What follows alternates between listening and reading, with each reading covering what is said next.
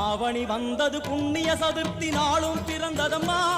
அதிகாலை முதலே மனையில் மங்கள மேளம் ஒலிக்குதம்மா